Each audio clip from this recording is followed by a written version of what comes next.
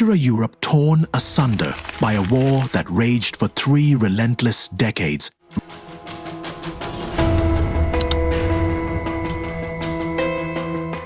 Ripping apart families, kingdoms, and the fragile truce between religions.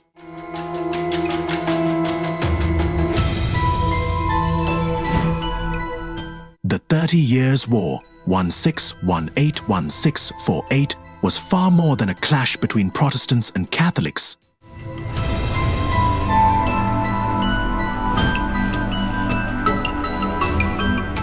It was a brutal, all-consuming conflict fueled by faith, power, and unyielding ambition.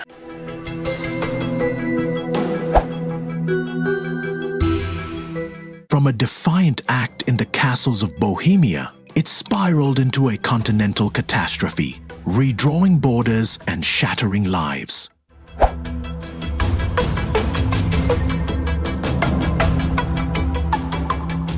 Join us at the War Vault as we unravel the explosive origins of one of history's deadliest religious wars.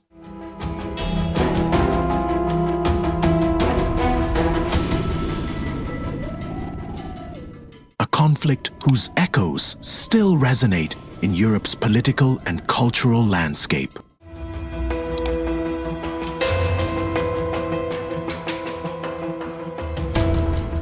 By the early 17th century, Europe stood on the edge of chaos, a continent fractured by religious and political fault lines. The Protestant Reformation, sparked by Martin Luther in 1517, had shattered the unity of Catholic Christendom, creating a patchwork of competing faiths across the continent. Lutheranism and Calvinism spread rapidly through northern and central Europe, challenging the Catholic Church's dominance and igniting fierce theological debates. These religious divisions were not merely spiritual. They intertwined with political ambitions, cultural identities, and social hierarchies, creating a volatile mix of tensions that threatened to erupt into violence.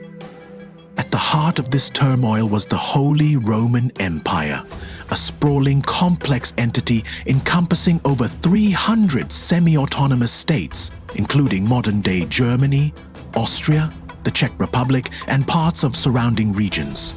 Nominally ruled by the Habsburg Emperor, the empire was a fragile mosaic of duchies, principalities, and free cities, each with its own ruler, laws, and loyalties. The Habsburgs, staunchly Catholic, sought to maintain their authority over this diverse and fractious realm, but their efforts were complicated by the growing influence of Protestantism among the empire's princes and populace.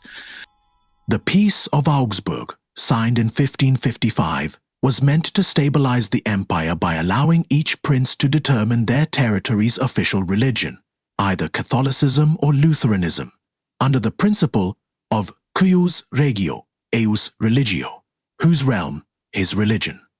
This agreement temporarily eased tensions, but it was a fragile compromise.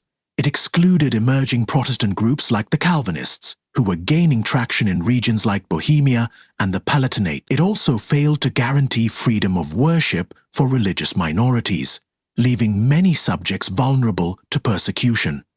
As Catholic and Protestant rulers vied for dominance, disputes over ecclesiastical lands and the enforcement of religious policies further strained the delicate balance.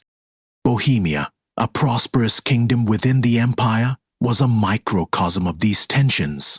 By the early 17th century, the majority of its nobility and population had embraced Protestantism, particularly Calvinism, drawn to its emphasis on individual faith and resistance to centralized authority.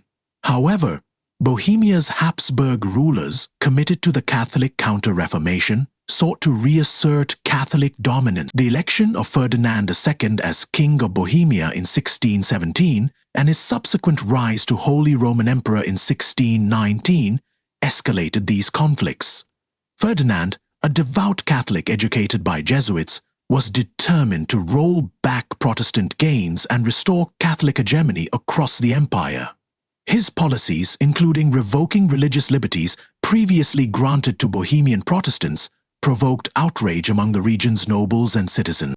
The spark that ignited the 30 Years' War came on May 23, 1618, in an act of defiance known as the defenestration of Prague.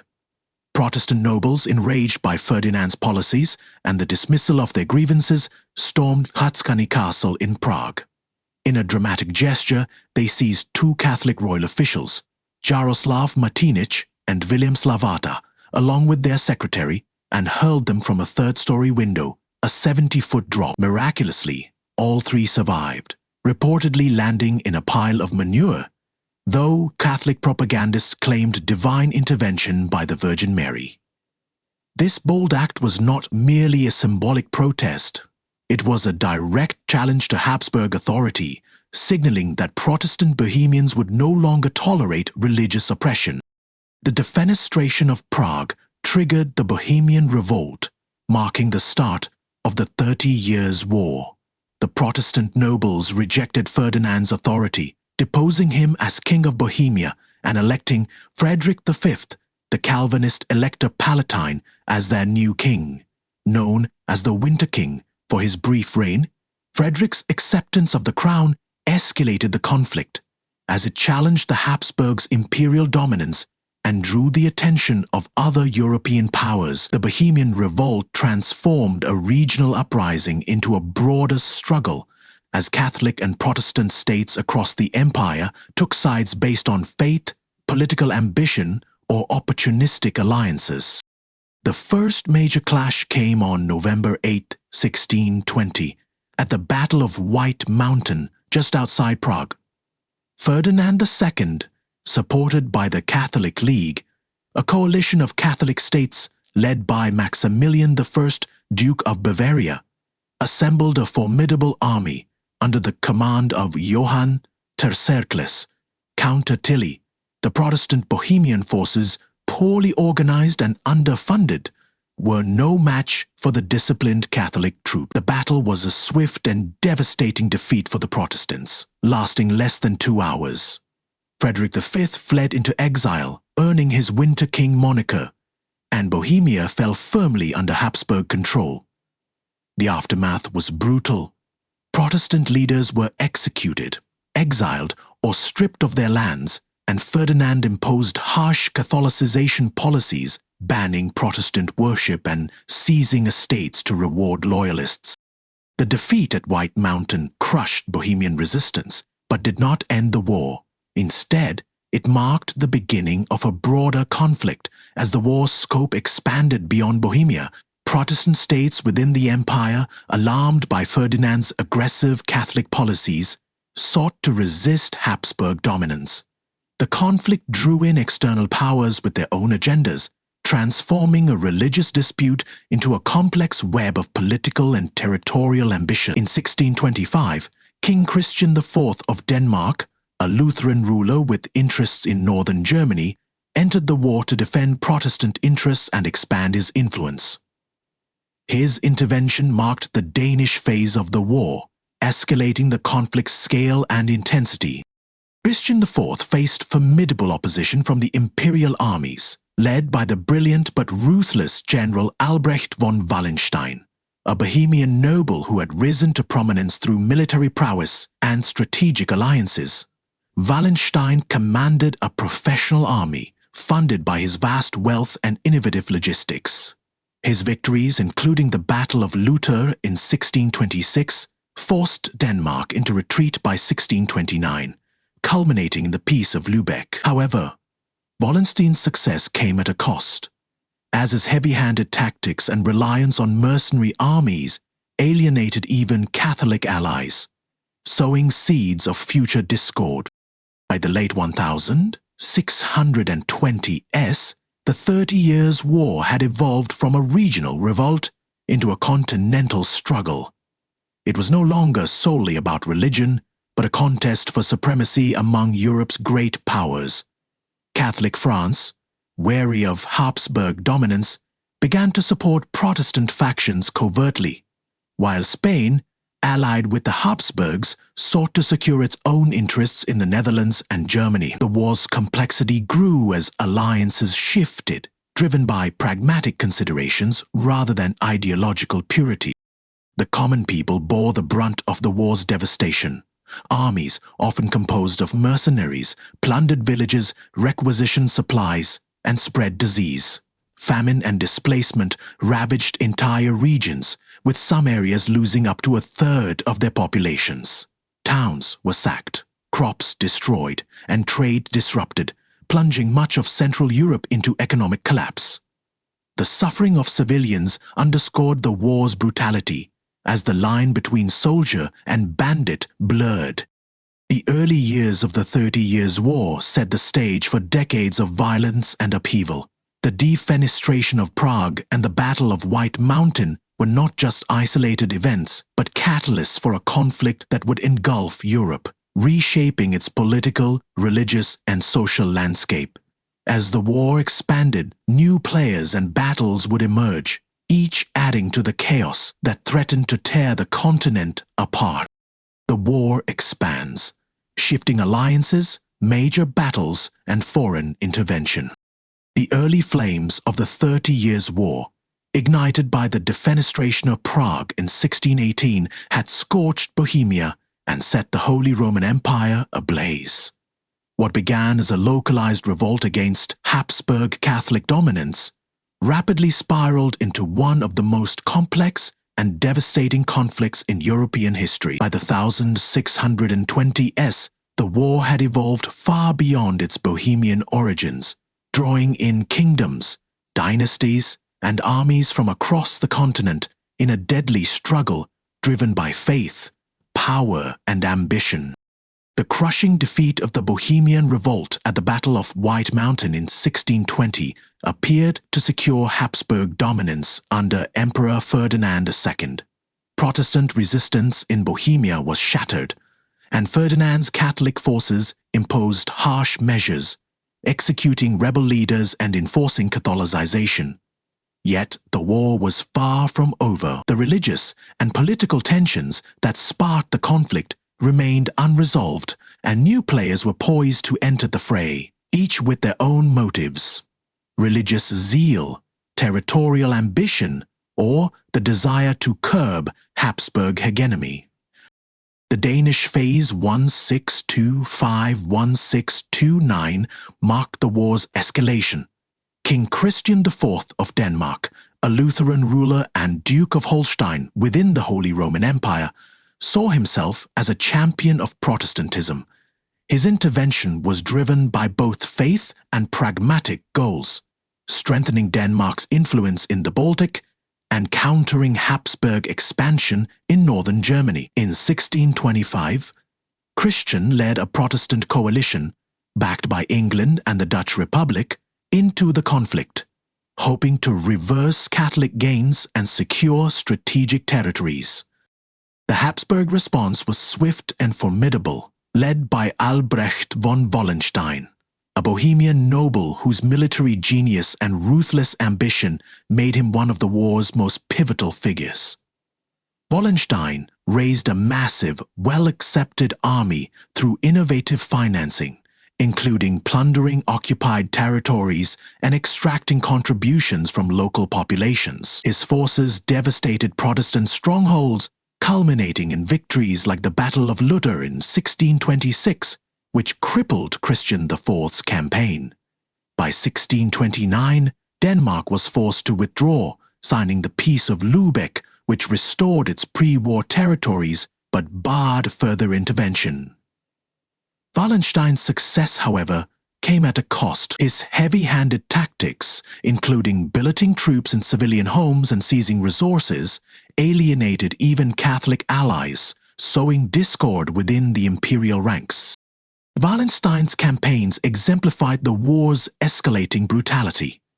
Armies, often composed of mercenaries, left a trail of destruction across Central Europe.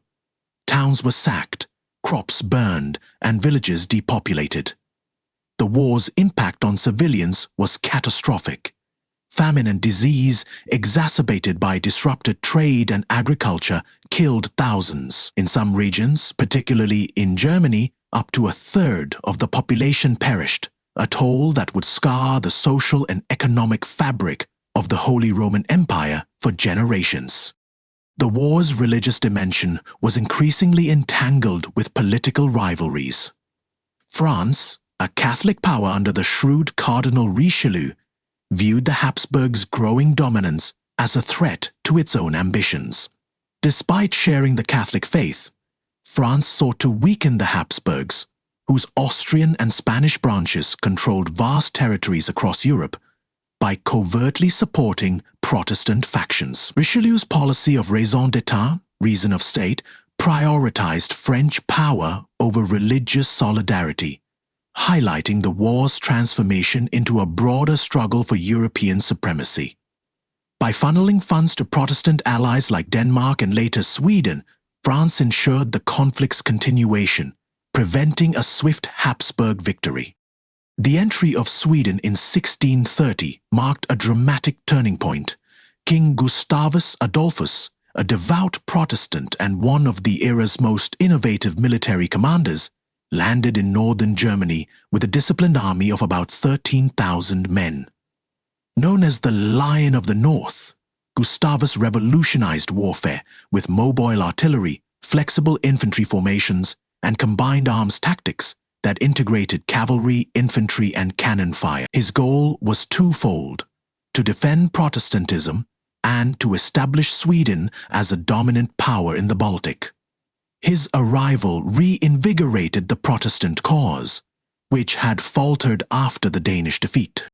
Gustavus's first major triumph came at the Battle of Breitenfeld in September 1631, near Leipzig. Facing a larger imperial army under Count Tilly, Gustavus's innovative tactics, particularly his use of mobile field artillery and disciplined musket volleys, routed the Catholics, killing or capturing nearly half their forces. Breitenfeld was a stunning Protestant victory, restoring hope to the anti-Habsburg coalition and expanding Swedish influence across Germany. The following year, at the Battle of Lutzen in November 1632, Gustavus faced Wallenstein's army in a bloody clash. Despite heavy fog and chaotic conditions, the Swedes prevailed, but at a devastating cost. Gustavus Adolphus was killed in the melee, struck down at the height of his glory. His death was a blow to the Protestant cause, but his chancellor, Axel Oxenstierna, continued Sweden's campaign, ensuring the war's momentum. The Swedish phase, 1630-1635, saw the war's scope widen further as battles raged across Germany, from the Baltic coast to the Rhineland. The conflict's brutality intensified, with armies living off the land, plundering villages and spreading disease. Typhus, dysentery, and plague swept through war-torn regions, killing soldiers and civilians alike.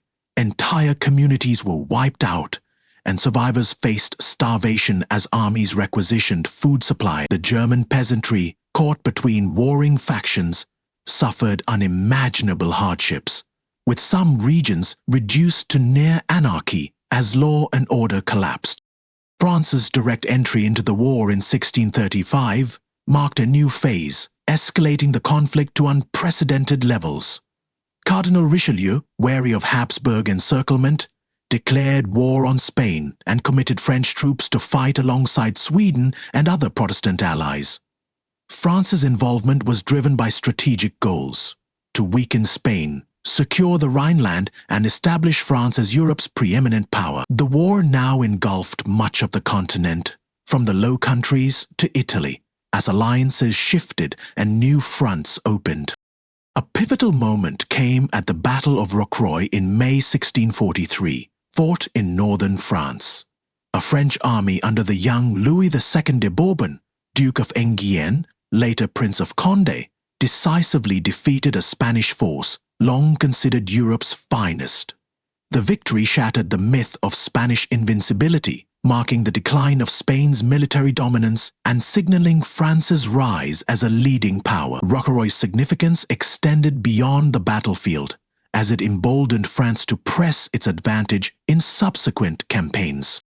By the mid-1000s, 640s, Europe was exhausted.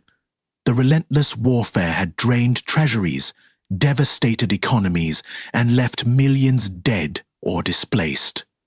Germany, the war's epicenter, suffered catastrophic losses. Some estimates suggest up to 8 million people died from battle, famine, and disease, reducing the population by 20–30% in many areas. Cities like Magdeburg, sacked in 1631, were reduced to ashes, with thousands massacred in one of the war's most notorious atrocities. The political map of Europe was transformed, with territories changing hands multiple times and traditional power structures upended. The war's many phases, Bohemian, Danish, Swedish, and now French, reflected its complex and shifting nature. Religious conviction, once the primary driver, had become intertwined with dynastic ambition and geopolitical strategy. Protestant and Catholic states formed uneasy alliances, and mercenaries, often loyal only to pay, dominated the battlefield. The 30 Years' War had grown from a religious dispute within the Holy Roman Empire into a continental struggle involving nearly every major European power, from Spain and France to Sweden and the Dutch Republic. As the 1640s progressed, the war's toll sparked calls for peace. Negotiations began in the Westphalian towns of Münster and Osnabrück, laying the groundwork for the Peace of Westphalia in 1648. These talks, involving hundreds of delegates, aimed to resolve the war's complex disputes, but the path to peace was fraught with challenges. The Peace of Westphalia and the legacy of the 30 Years' War. By the early 1640s, the 30 Years' War had left Europe in a state of utter exhaustion. Over 2 decades of relentless conflict had reduced cities to rubble, devastated countryside, and claimed millions of lives. Estimates suggest up to 8 million people perished, with entire regions of the Holy Roman Empire, particularly in modern-day Germany, losing 20–30% of their populations to battle, famine, and disease. Villages were abandoned, trade routes collapsed, and survivors faced starvation and displacement. Despite this devastation, the war dragged on, with neither the Catholic Habsburgs nor their Protestant adversaries able to secure decisive victory. The complex web of religious zeal, political ambition, and shifting alliances made peace elusive. But the sheer scale of suffering forced Europe's leaders to seek a resolution. The urgent need for peace led to one of the most significant diplomatic efforts in European history, the negotiations culminating in the Peace of Westphalia in 1648. These talks, conducted in the Westphalian cities of Münster and Osnabrück, were a monumental undertaking involving hundreds of delegates from the Holy Roman Empire, France, Sweden, Spain, the Dutch Republic, and numerous German principalities. The negotiations, which began in 1644, were fraught with challenges as each party pursued its own interests, territorial gains, religious protections, or political dominance. The complexity of the war, with its overlapping conflicts and competing agendas, made consensus difficult, but the exhaustion of resources and populations compelled all sides to compromise. The Peace of Westphalia, signed on October 24, 1648, comprised a series of treaties that reshaped Europe's political, religious, and diplomatic landscape. Its provisions were groundbreaking, establishing principles that would influence international relations for centuries. First, the treaties recognized the sovereignty of individual states within the Holy Roman Empire, granting rulers the right to govern their territories without interference from the emperor or external powers. This marked a decisive shift away from the medieval concept of a universal Christian empire under the dual authority of the Holy Roman Emperor and the Pope, laying the foundation for the modern nation-state system. Second, the Peace of Westphalia expanded religious tolerance within the empire.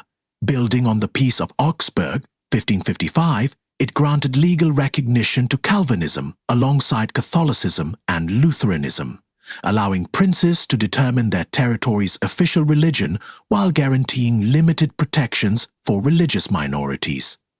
This compromise, while imperfect, reduced the intensity of religious conflict, enabling coexistence among Christian denominations.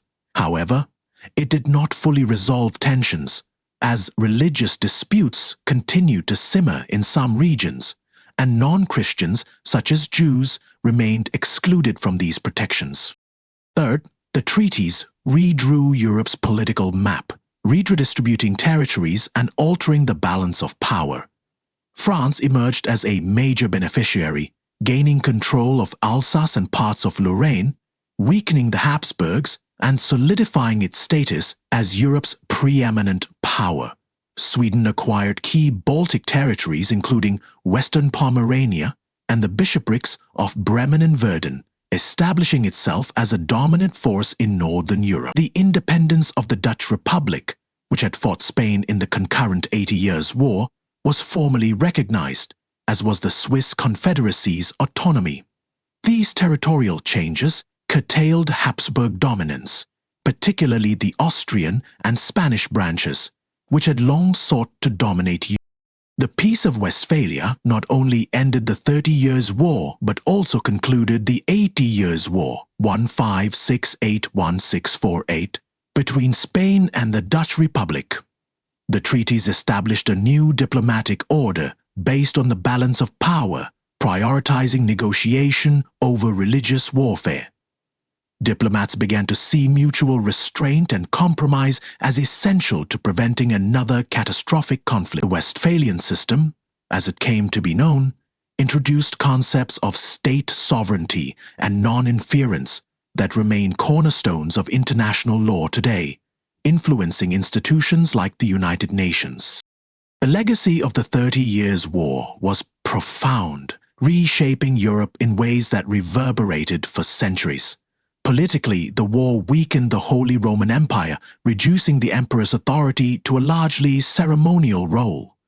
The empire's 300-plus states gained greater autonomy, leading to a decentralized political structure that shaped German history until the 19th century. This fragmentation delayed Germany's unification, but allowed local rulers to pursue their own policies, fostering regional diversity. Militarily, the war marked a turning point in the evolution of warfare. The massive armies, often composed of mercenaries, and the widespread use of artillery and firearms transformed military strategy. Innovations introduced by Gustavus Adolphus, such as mobile artillery and combined arms tactics, became standard in European armies, influencing conflicts like the English Civil War and later wars of the 17th and 18th century. However, the reliance on mercenaries also highlighted the war's brutality, as these soldiers, often unpaid or undisciplined, plundered civilian populations, blurring the line between warfare and banditry. Socially and economically, the war's devastation was staggering. Germany, the war's epicenter, suffered catastrophic losses. Cities like Magdeburg, sacked in 1631, were reduced to ashes, with tens of thousands massacred. Rural areas were depopulated, as peasants fled or died from starvation and disease. Typhus, plague, and dysentery were rampant, exacerbated by armies' movements and the destruction of infrastructure. Some regions lost up to half their populations, and economic recovery took decades, with trade and agriculture crippled. The war's toll on civilians underscored its status as one of history's first total wars, where the distinction between combatants and non-combatants was often erased. Culturally, the 30 Years' War left a lasting imprint. The conflict's horrors inspired literary and artistic works that grappled with themes of suffering, faith, and human resilience. Writers like Andreas Gryphius captured the despair of war-torn Germany in poetry, while artists depicted scenes of devastation and hope. The war also accelerated the secularization of European politics, as the exhaustion of religious warfare pushed leaders toward pragmatic governance over ideological crusades. The war exposed the dangers of intertwining religious zeal with political ambition, demonstrating how such a combination could spiral into chaos. The Peace of Westphalia's emphasis on sovereignty and religious coexistence offered a partial solution, promoting dialogue and tolerance as alternatives to conflict. However, the treaties did not eliminate religious tensions entirely. Anti-Protestant policies persisted in some Catholic regions, and Protestant minorities faced discrimination in others. Still, the Westphalian framework provided a model for resolving disputes through negotiation, influencing European diplomacy for centuries. The 30 Years' War remains a stark reminder of the costs of division and intolerance. Its legacy shaped the modern state system, redefined the balance of power, and highlighted the need for diplomatic solutions to prevent such devastation. The war's end marked the beginning of a new era. With France and Sweden rising as powers, the Habsburgs diminished and the Holy Roman Empire forever altered. The scars of the conflict lingered in Germany's depopulated landscapes and shattered economies, but the lessons learned laid the groundwork for a more stable, if still imperfect. Thank you for joining us at the War Vault on this journey through one of Europe's darkest and most transformative conflicts. The 30 Years' War, with its blend of religious fervor, political intrigue, and human tragedy, offers timeless insights into the consequences of division and the power of diplomacy. If you found this deep dive enlightening, please like, share, and subscribe for more explorations of history's pivotal moments. Stay tuned as we continue to uncover the wars and events that have shaped our world, from ancient battlefields to modern revolutions, revealing the stories that define our past and inform our present.